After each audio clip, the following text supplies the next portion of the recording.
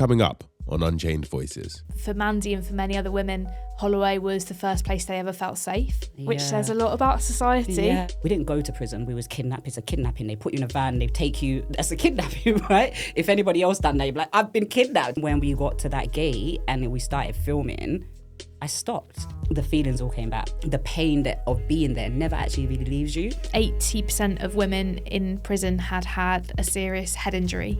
That was linked to domestic abuse. And for me, that statistic kind of just tells you everything you need to know about the system and how it's punishing women for their trauma rather than supporting them. Yeah. We need to have new stories about the criminal justice system.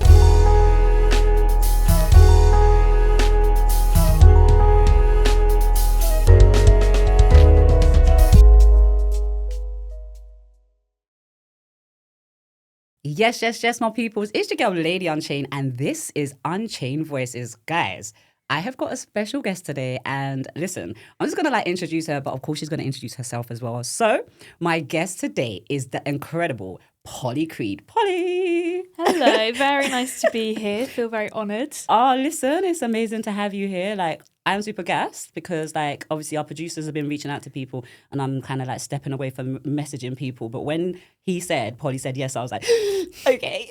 I was very honoured to be asked. And we were talking about it as kind of feels really interesting as well to be turning the tables a bit. Yeah. Because we've just been making this film together. Usually it's me and you in the seat being asked questions by the public, or you initially asking me questions to find out a little bit about my story. But now it's I'm talking to you, but it's not like an interview, so don't worry, we're just going to have a chat. I'm not going to do some deep diving, unless you want to go deep, but other than that, we'll see. Other than that, we'll see. But yeah, Polly, for those that don't know you, tell us a little bit about yourself, your background, and we'll get into a conversation.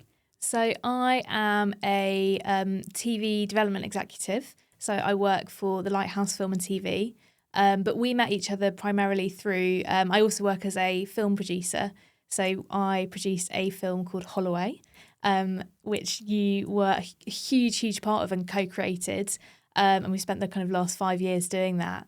But before that, I guess my way into kind of working in film and TV was really through theatre. So for many years, I worked as a producer, a writer, did a bit of directing, did a bit of all sorts of things, and lots of kind of impact-led producing work. So doing lots of kind of community projects, arts projects that really put impact at its centre, and especially sort of women's stories and women's stories of injustice, and stories where I guess perspectives with lived experience sometimes aren't kind of put at the front of those conversations. They're the stories that I'm always really attracted to. And yes, that it's kind of been a kind of hybrid thing in terms of doing lots of different things. Amazing. I've really now kind of found a space that I love in terms of telling stories on screen. I love that, and obviously we are going to get into Holloway a little bit. But what made you decide that you wanted to do film? Was it something that you was like, yes, that's it from young, or what awoken that passion for film? I think I was always a bit of a theatre kid, probably not in a very cool way, but loved sort of loved storytelling, and I guess theatre was something that felt accessible. And you do drama at school and things like that, so always loved that. Always loved sort of I guess performing, and so kind of got into theatre, but realised I think quite soon that I do love theatre, but the thing that I really, really get very animated talking about is film and television, really. So whenever I'm meeting people, I always want to know, what have you been watching? I think I love TV in particular in the fact that it feels very sort of democratic. It feels like a form that everyone sort of has access to. It can have kind of, we can have big, far-reaching conversations that and you can be in somebody's sitting room, which feels really kind of exciting. Whereas theatre, I think, sometimes can become something where it's a bunch of people sitting in a room agreeing with each other. That can be amazing, that experience of, it feels electric when you have a piece of theatre and you're all sat there collectively enjoying it. But I think that, I think that TV and film, I think in the way that it can shift a conversation, it can create kind of real world impact. It can change the way we see the world and see ourselves. I love that, and I feel very sort of drawn to that.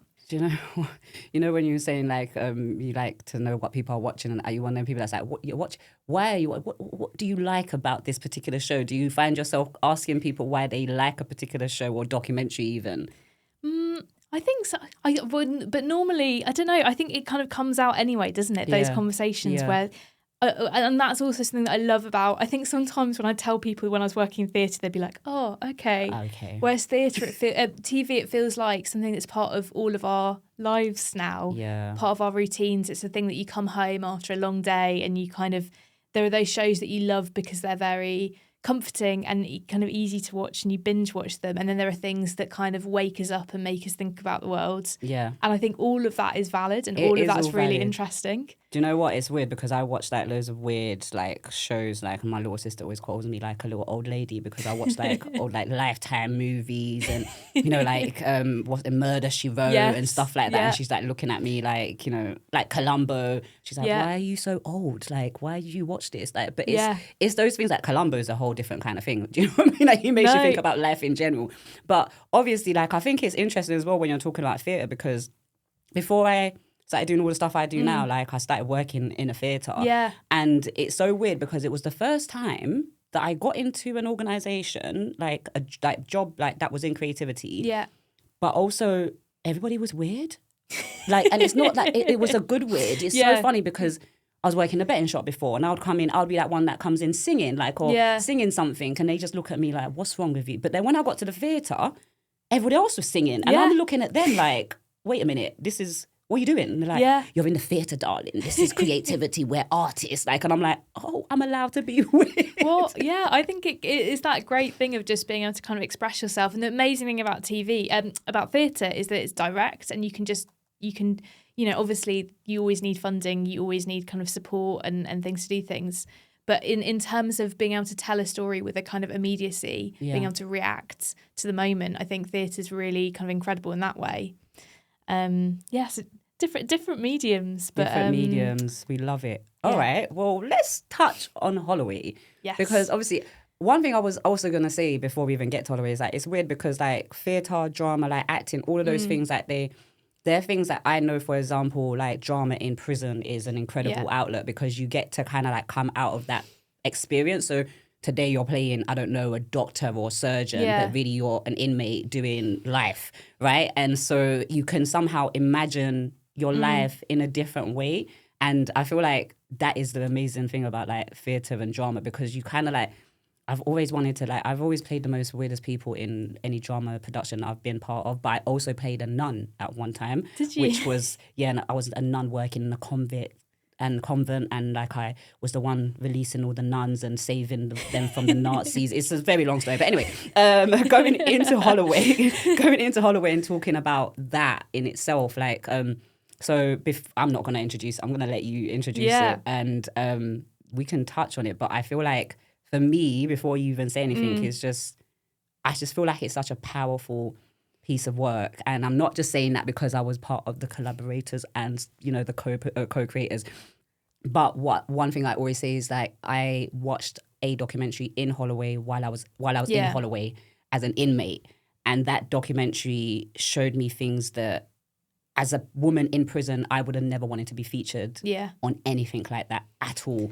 And some of the women that were in that documentary were still serving prisoners when it came out. And the way that they spoke about seeing themselves on camera in a time when some of them were still addicted to crack cocaine, heroin, all of those kind of things. And you can visibly see it from their faces. And then you're seeing the person in front of you that doesn't look like that person. So for me, being part of this Holloway documentary, I just feel like it was so incredible, so powerful, massive long journey. But then that's film, isn't it? And, some of us don't really understand because we're like, we've recorded it now. When is it out? Like we've done it like 25 years ago. These times it's been like 2 years, calm down. But yeah, talk to us about Holloway, why you thought there was a need for this, and, like what were your best parts as well? Like, yeah, good question. So just as a bit of context in terms of what the film is about. So Holloway is a documentary that follows 6 women, including you, going back into Holloway after it shut. So the prison closed down in 2016, and we got access to film before it was demolished forever. And it's 6 women really sitting in a room, or sitting in a circle and telling their stories, but also retracing your steps inside the prison, but being able to do so kind of on the other side with agency. Yeah. And I think kind of through the film, I think initially it seems like six women, I don't know if you'd agree, who maybe don't have that much in common, come from different backgrounds and different demographics, but sitting in a circle realise that there are kind of these connections in their stories. So it's a kind of human portrait of women in prison, or women who've been in prison. But in seeing those connections kind of opens up the systemic conversation about what leads somebody to ending up in somewhere like Holloway, and really kind of importantly what support that perhaps could have been in place that wasn't offered. So that's like a bit of background about the film, and it really came about because I was living in the Holloway area around the time that the prison shut down in 2016, and had previously kind of worked on theatre projects. So there was a play in particular called Funeral Flowers by Emma Dennis Edwards, that was inspired by conversations that the playwright Emma had with a woman who'd been in Holloway, and in particular the impact it had on her daughter, who'd ended up in care while she was there. And that play had been very sort of really, really sort of transformational, and made me really aware of the kind of the community, the sort of sisterhood and community around Holloway. And then seeing the prison shut down, really realised the kind of significance of that moment, not just in terms of the history of Holloway Prison, but I think for women's history across the UK. The suffragettes were there, the Green and Common women were there. There were, how many thousands of women's stories have been touched by Holloway in some way. But it felt like in terms of the conversation around the prison being shut down, there was a kind of gap and a need for people to go. A lot of people were saying that they wanted to go back one last time. Yeah. Either because it was a space of huge trauma and it was about kind of facing that trauma, or because I know Mandy's been in the podcast recently, that for Mandy and for many other women, Holloway was the first place they ever felt safe. Which says a lot about society, but also that it kind of was a place of sisterhood and of connection. But a prison should never be that space where someone's offered security and safety for the first time. But it felt like there was immense power in kind of documenting that process of a group of people going back and telling their stories. And like you say, really offered something really interesting in terms of form as well, because normally when you see a prison documentary, it's either in an active prison where there are going to be huge sort of barriers in terms of what people can share, in terms of the agency that people can have over their story, in terms of kind of where people are at in terms of their journey and their experience of trauma as well.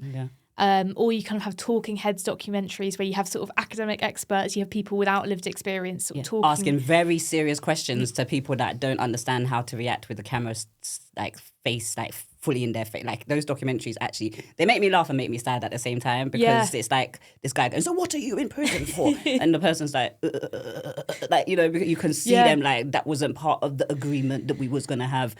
So I definitely agree with that. But ideally, you've done something completely different.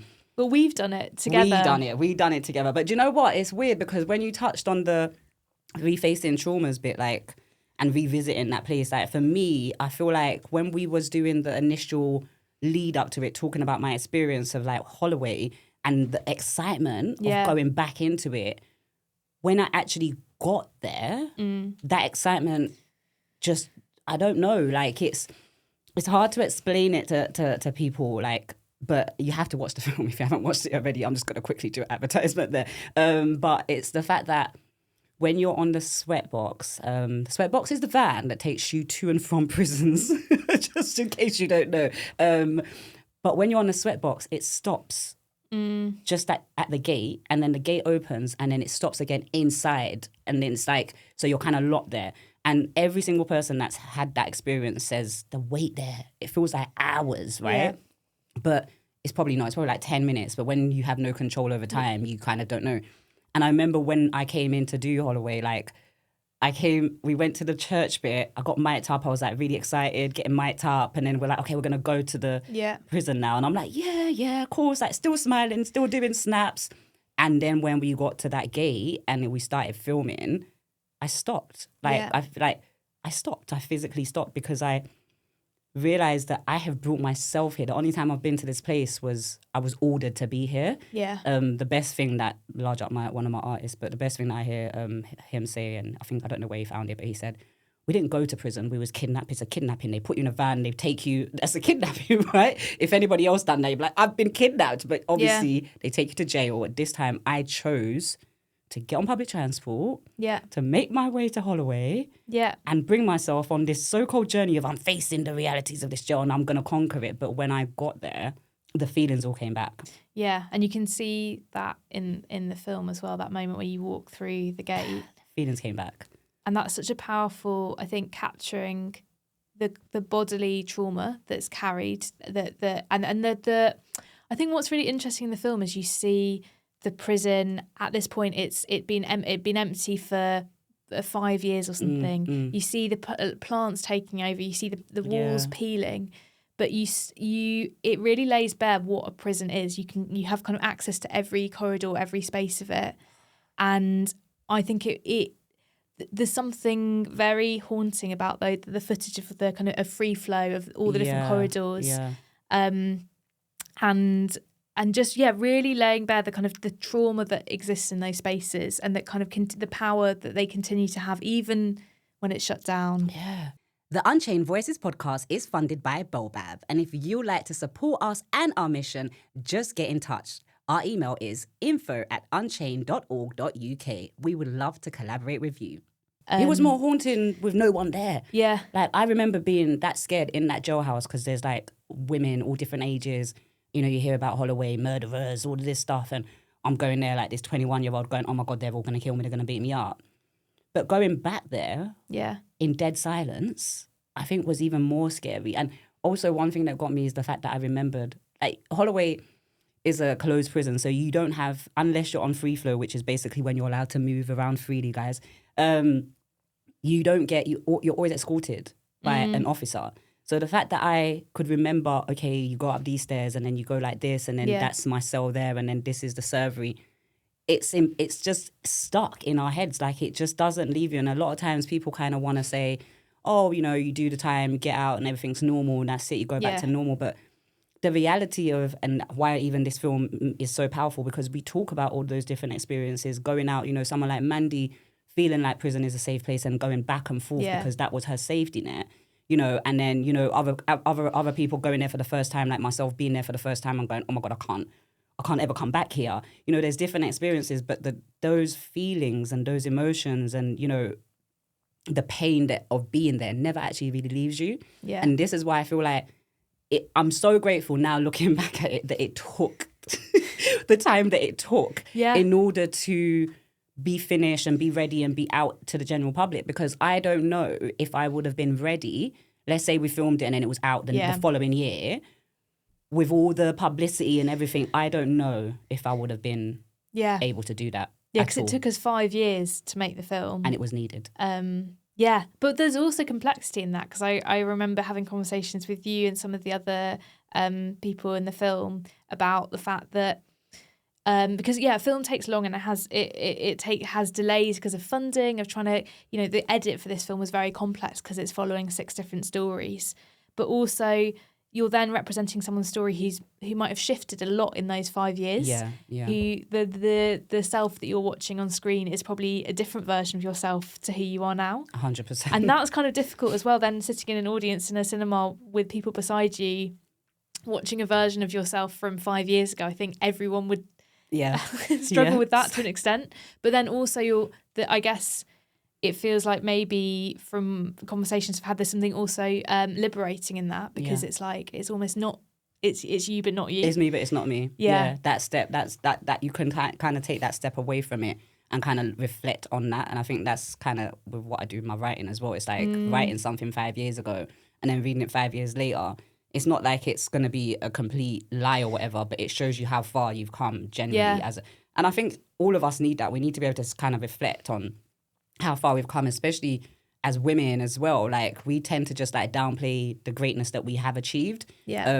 And I think it's like, for example, like having to write like my, I don't know, bio, and then looking at my bio and I'm like, oh my God, I've done this, I've done all of this. When did that happen? When did this happen? Like, you know, so it's that kind of like 5 years Yeah. ago. But also for me as well, it's seeing how much healing needed to really happen. Yeah. I feel like I've been screaming life after prison, there's life after prison.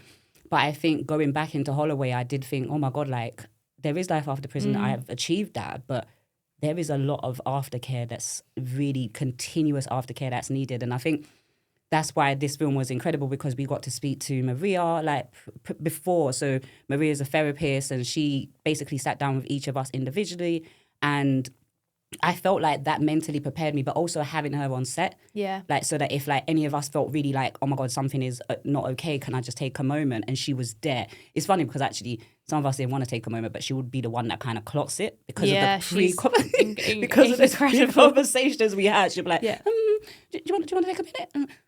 Yes, I do need to take a minute. But it's like in prison, it's that, again, the reality of that we were still in a prison setting. Yeah. So I don't know if some of us kind of went back to that prison behavior, like we'll do that when somebody tells us to do it. Like, do you know what I mean? Like when somebody says move this way or shift that way, then we'll shift. But really, we're not inmates anymore. We're women who are here to make this incredible. There's even a moment where me and Gerard hold that Big G. Big G is my vegan friend, the one vegan friend that I met in jail, and she taught me what a vegan is, guys, just so we'll get her on next time and she can tell you that story. But I hadn't seen Gerard since coming out of jail, coming out of Downview, and then she invited me in as a guest. Yeah. I got to go back into the prison. And so that's the only time I'll see her, and then again inside Holloway. And in that moment, we realised we've only ever seen each other in prisons. Yeah. She actually is the one that brought it up, and she went, should we just walk to the shop? Yeah, I remember you two doing that. And we just walked to the shop, and it was the most weirdest thing because we were like kids in a candy shop. Like, we're giving the man the money, like really, really happy. He's probably thinking, what weirdos. Yeah. But we're just like, we've gone to the shop together. Yeah. It's a weird feeling because even though we knew we was free, once we got into Holloway, a lot of us converted into those. It being in your bodies. Yeah. And it's so deep, that, and it's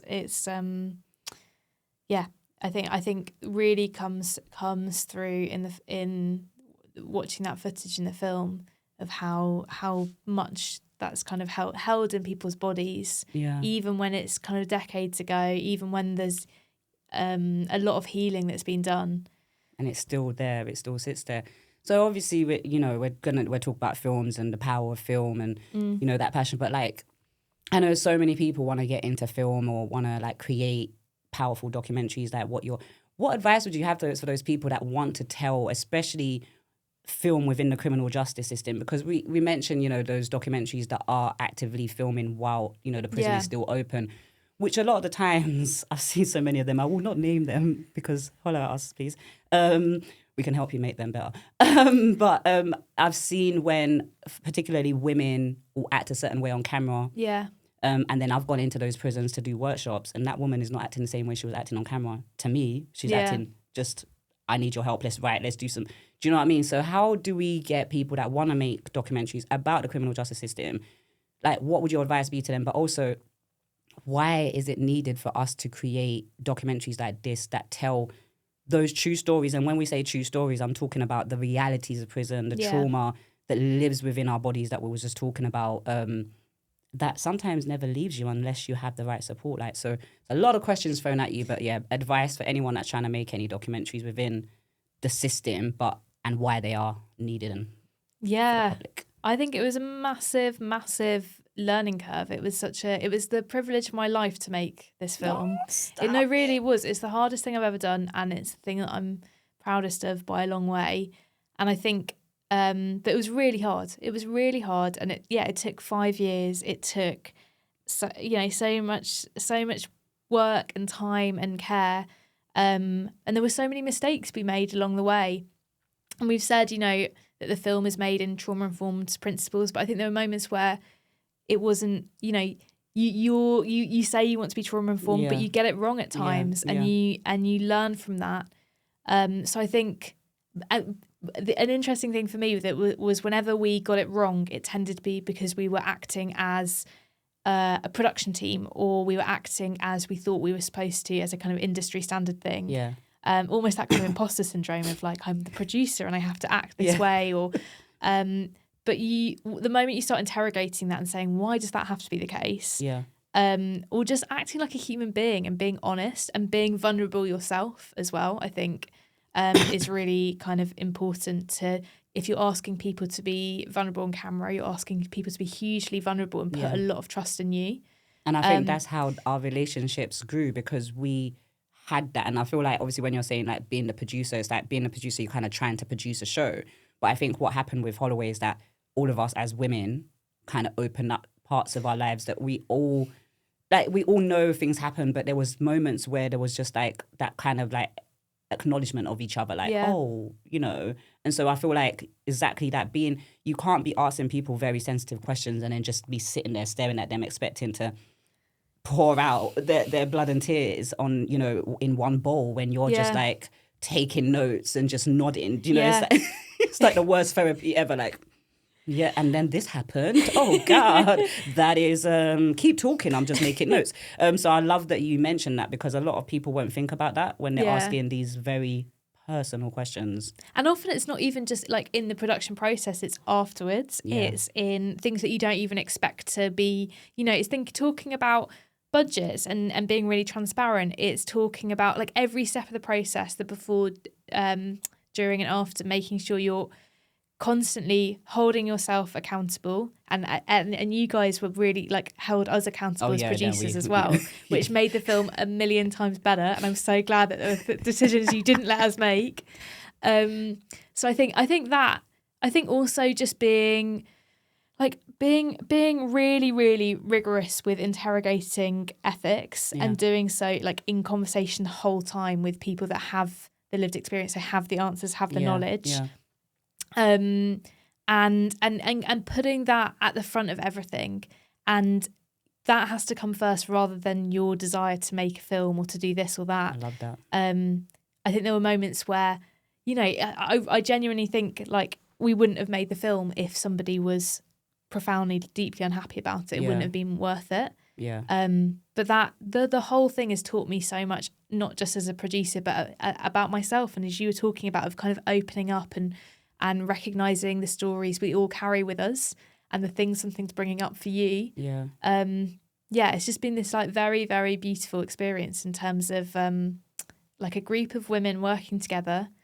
And everybody was like, I think there was just one time we had one man come up and we was all like, oh, you this guy, where did you come from? Like, literally, but everybody that had a camera, had the mic, was setting up with the mics, everything was just females. It was just a whole leap of female empowerment in the space. So it's nice to see that. And like, obviously women supporting women, women working with women, which obviously sometimes we know generally we as women, we kind of tend to be more in competition with each other. But this production, I feel like everybody was there, everybody was part of it, everybody was kind of like also understanding themselves and being able to kind of reflect and take that moment to say, actually, I need to step away from this for a second and come back. And I also like that I say this, I'm repeating this because I know I was probably one of the people going, so when's the film coming out? So what's going on with the film? When is that out? I'm going to move on, you know, I'm going to do other things and I'm going to do this. And of course I did, but also I definitely weren't ready for it to come out then. Like even now it being out in cinemas, guys, like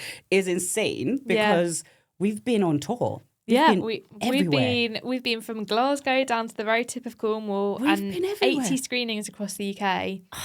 And it's been such a amazing experience taking it, and the kind of model's been for most of the screenings we've done a Q&A partnering with a charity or a sort of frontline grassroots organisation. And I think that as well, just in terms of, I keep saying how much I've learned from this experience, but going to all these different places across the country, places I've never been to before, and meeting people doing this work is just it's enraging, but it's also very humbling. And you realise there are men and women, but predominantly because we were talking a lot about domestic abuse and issues that affect women and girls, women in prison.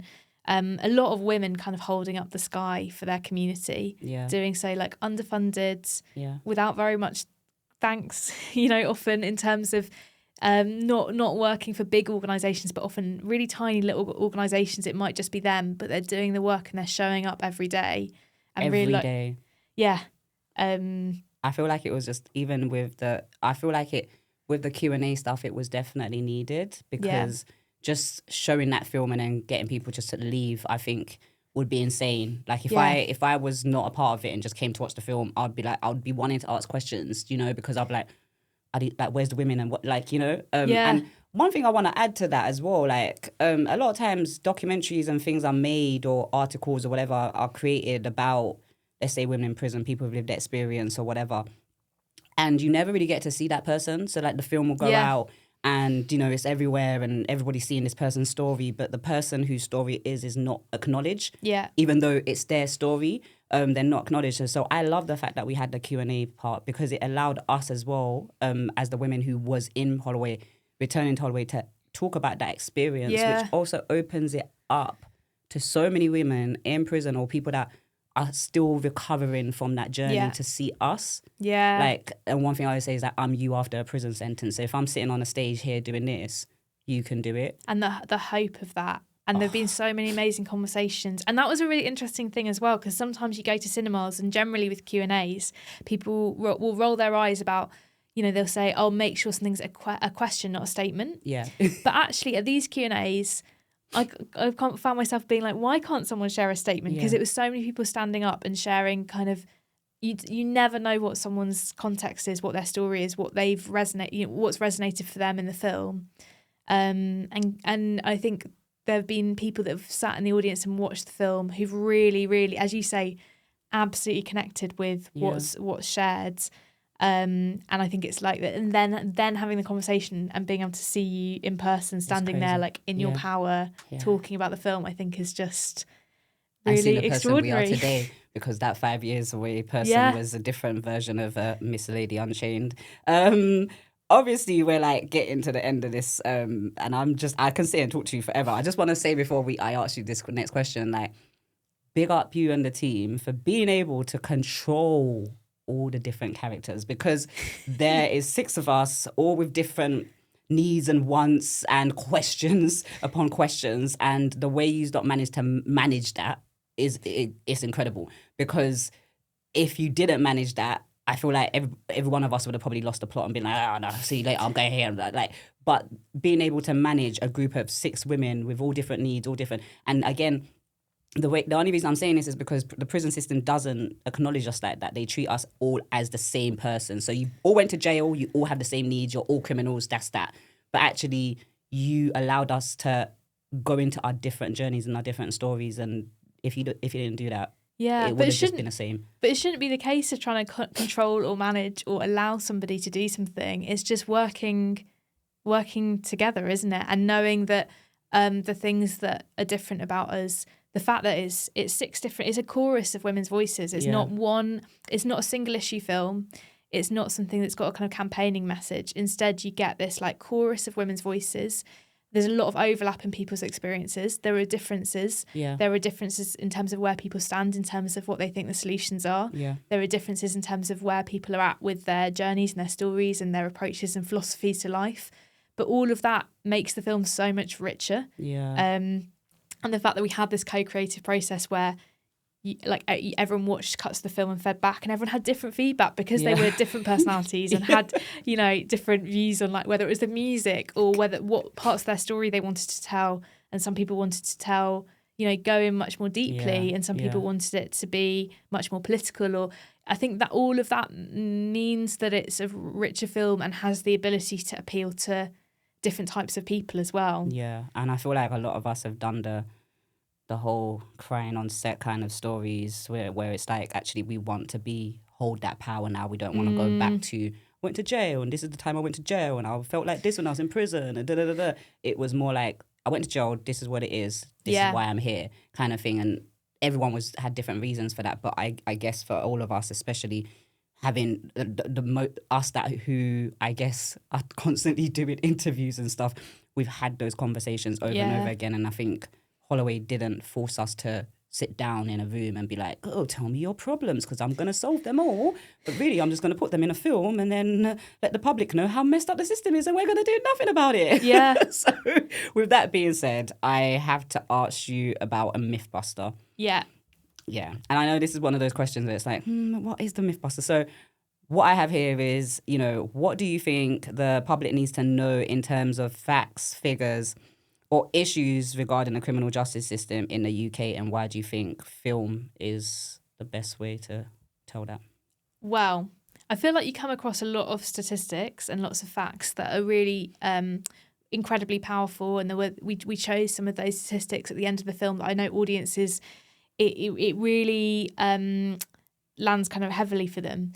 But I feel like the statistic that stopped me in my tracks, even having spent 5 years making this film, talking to people, hearing their stories, was a study that I came across. And there were two different studies, but they both came out with the same result. That was, one of them was a Scottish survey that was talking to women in prison in Scotland, and one was in Wales that was run by Brainkind. And they found that 80% of women in prison had had a serious head injury.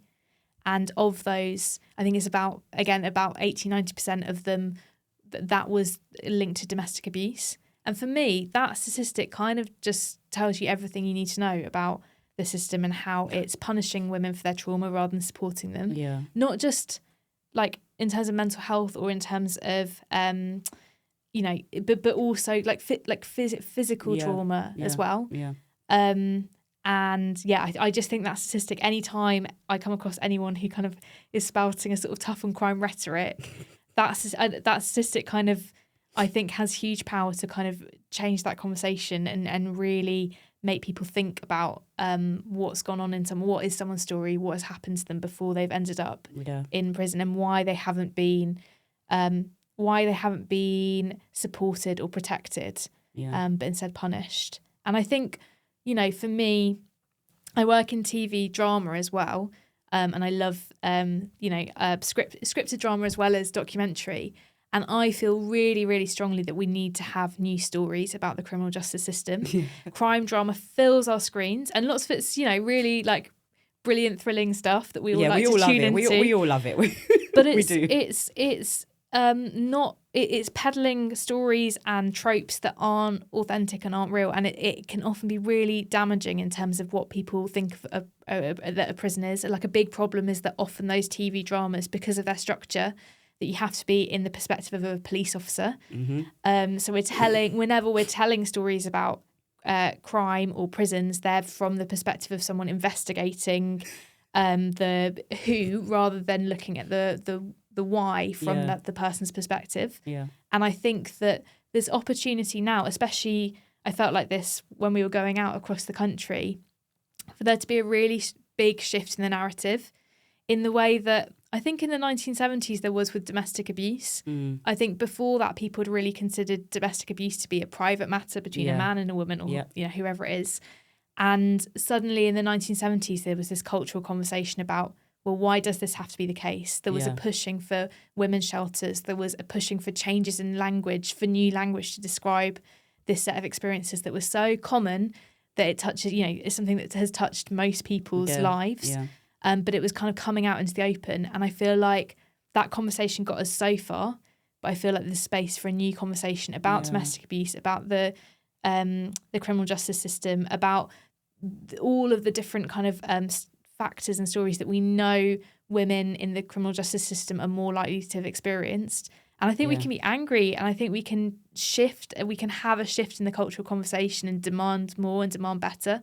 And that conversation shouldn't be just coming from, that those calls shouldn't just be coming from people with the lived experience. Yeah. I think it's on the whole of society, on anyone that calls themselves a feminist, that it can't just look like kind of white middle class feminism about being a girl boss. It's got to be deep, it's got to be systemic, and we've got to call for a better society that really does protect, not just protect women and girls, because that's the minimum, but allows them to flourish. 100%. Oh my God. Okay. Like, no. You answered that question very, very well. I was just like, hello, Polly.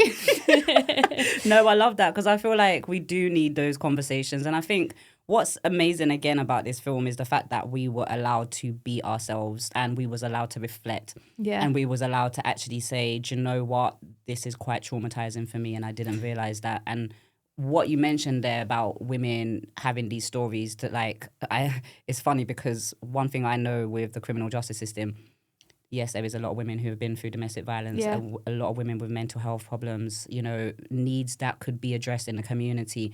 But a lot of those women also come from abuse, like childhood abuse, you know, adult abuse. And a lot of times those women never speak about that. No. When they're in front of a judge, it's like, this is your crime. Okay, thank you, judge. Bye, see you later.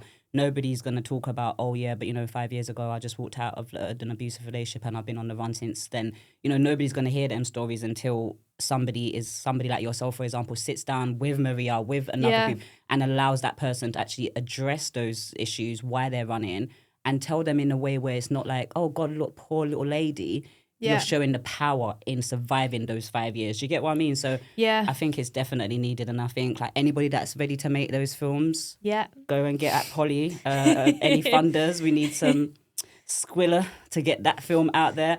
But no, Polly, it's been incredible having this conversation with you. And I honestly, again, can just sit here and talk to you forever. And we'll get loads of we need to get all the other producers on. Obviously, Sophie done left us and went to the States and left us here in the cold. Having a baby, probably right now. Jesus Christ, if you're having a baby as this is recording, I think the baby has to have our middle names included somewhere. I'm just throwing that out there, Sophie. And it's been on camera, so you can't really And Alice Hughes as well, and our amazing exec producer, Claire O'Neill. It's been an army of women that have made this film together. An army of women. Listen, let me tell you something. Women are powerful, and we're more powerful when we can work together, collaborate, and also not just be like, oh yeah, I'm working with you because you're a woman. Understand each other and say, actually, your story is different to mine, but I can understand how I could have got into that same story. Do you know what I mean? I feel like it's a lot of times when I'm seeing certain women and I think, oh my God, if I had just loved the wrong man, I could be in your shoes. Well, that was one of the things that really, I think, made me really passionate about the criminal justice system was that when I was 16, I had a very strange experience of being, I was kind of part of a drama group at school, and there was like opportunity is the wrong words, but there was a scheme where we would go into a secure training unit and have a drama workshop of like a bunch of teenagers, half of whom were in this secure training unit and half of whom had like parachuted in. And it really was very, very, very, it's an experience that will never leave me in terms of meeting other teenagers who perhaps as well, there were parts of their stories that like touched on things from within my own lived experience, but you realise the protective factors that have stopped, that have supported and protected you rather than punished you. Yeah. And it's like, I remember during COVID, people using the metaphor of, oh, we might all be in the same storm, but some of us are in very different ships. And it feels to me like it's that recognition that we need to have of that everyone's got a story, but for some people, it's not just one adverse experience. It's kind of multiple different layers of adverse experience. Yeah. And it's also what ship you're in to weather that storm and who's there to protect you, who's there to be, especially at those, really at a very young age. Those critical moments that like it can go left if you don't speak to the right person and you speak. It's insane. And I love that experience for you as well, because it just shows that we are all connected in some shape or form. It's just that sometimes you have to put yourself in a particular situation and be like, oh, okay, this is not my life, but actually I can be with you. There, but for the grace of God go I. Like it's that recognition. I'm loving that a lot of people are coming on here with some faith, like some spiritual healing up in here. And that's why we are Unchained Voices, because we're just unchaining everything here. Polly, it has been an absolute pleasure. No, thank you. Thank you so much for coming on. And the rest of the producers, we need them too. So absolutely. And one of the directors, Daisy May Hudson. So it's directed by Sophie Compton, Daisy May Hudson. Daisy May, and she's still in the UK, so we're coming for you, Daisy. But no, honestly, it was an incredible journey, and I just can't wait to see. One thing I will say is that, and anybody that's watching this through the criminal justice system, we need this film in every single prison available, men and female jails, because we think that the men also need to see that. Why do I say that? Because there's men in prison who were born in Holloway years ago and are now serving sentences, and we need them to see how that kind of looks like for women and what possibly their mothers would have gone through during that time. So any criminal justice people, prisons, get at me. I'm ready to do a session. And Polly's right here. We're doing thumbs up for you guys. Polly, it's been absolutely incredible. Oh, thank you. Thank you for joining us on Unchained Voices. Thank you so much. Unchained is a community interest company, which means that the work that we do in large part is funded by donations, whether that's grants, sponsorships, partnerships, or other kinds of charitable contributions. The funding helps us manage artists, pay them for their time, travel, hire venues, making sure that each artist can have that moment to have a one-to-one with another artist that they might be a mentor to, but also helping us to continue doing the work we do, whether that's going into prisons, working in the community, working in a Peru or a school. All the funding is needed in order for us to complete that work and make it as incredible and as supportive as it can be. Please visit unchained.org.uk/donations and help us continue to do the work that we do. Thank you very much.